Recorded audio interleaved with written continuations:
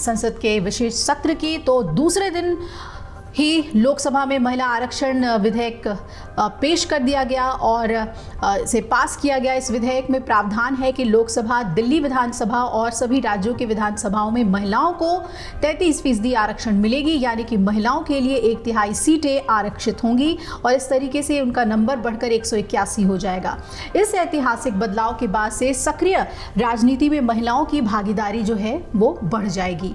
इसी बीच राजस्थान के कद्दावर नेता सचिन पायलट ने बड़ा बयान दिया और उन्होंने कहा कि जो महिला आरक्षण बिल प्रस्तुत किया गया है उसमें सिर्फ लिप सर्विस दी गई है और ये देश की जनता और कांग्रेस की बहुत पुरानी मांग थी। सचिन पायलट ने यह भी कहा कि ये बिल बहुत पहले आ जाना चाहिए था। जो जानकारी मिल रही है उसके हिसाब से ये बिल लागू होगा साल 2029 में, तो मोदी सरकार इसे अभी लागू क्यों नहीं कर रही, ये समझ के परे है। सचिन पायलट ने आगे कहा कि बिल लेकर आ गए लेकिन लागू करेंगे 6-7 साल बाद। राजस्थान के पूर्व डिप्टी सीएम पायलट ने यह भी कहा कि केंद्र सरकार की मंशा ही नहीं है। अगर मंशा सही होती तो सब लोगों से बात करते और तत्काल प्रभाव से इसे लागू किया जाता।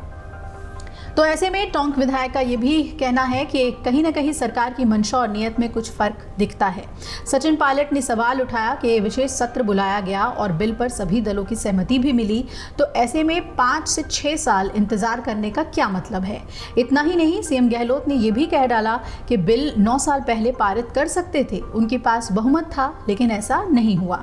वहीं राजस्थान के मुख्यमंत्री अशोक गहलोत का कहना है कि मोदी सरकार के ऐसे फैसलों से साबित होता है कि बीजेपी इंडिया गठबंधन से और अपनी हार से डर रही है।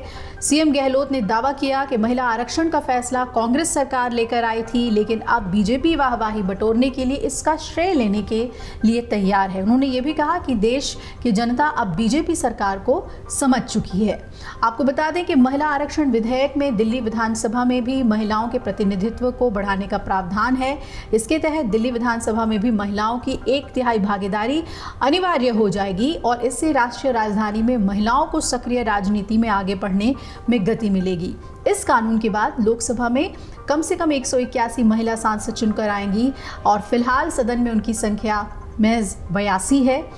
वहीं लोकसभा और दिल्ली विधानसभा की तर्ज पर ही देश के सभी राज्यों के विधानसभाओं में भी ये बदलाव लागू हो जाएगा। जैसे लोकसभा में महिलाओं के लिए 33% सीटें आरक्षित हो जाएंगी, ठीक उसी तरह से सभी राज्यों के विधानसभाओं में भी महिलाओं की 33% सीटें अनिवार्य हो जाएंगी।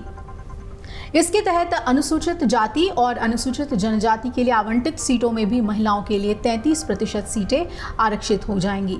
तो इस बिल के पास होने के बाद लोकसभा, दिल्ली विधानसभा और सभी राज्यों में विधानसभाओं में महिलाओं की भागीदारी बढ़ जाएगी। महिलाओं के लिए लाए गए आरक्षण 15 साल तक प्रभाव में रहेंगे और इसके साथ ही इसमें यह भी प्रावधान है कि सीटों का आवंटन रोटेशन प्रणाली के तहत की जाएगी। अमर उजाला अब आपके टीवी पर भी। अपने स्मार्ट टीवी पर YouTube पर सर्च करें अमर उजाला, चैनल सब्सक्राइब करें और देखें ताजा खबरें, वो भी HD क्वालिटी में। और हाँ, बेल आइकन दबाना ना भूलें ताकि हर खबर हो आपके घर। अमर उजाला, निष्पक्ष, निर्भीक, निरंतर।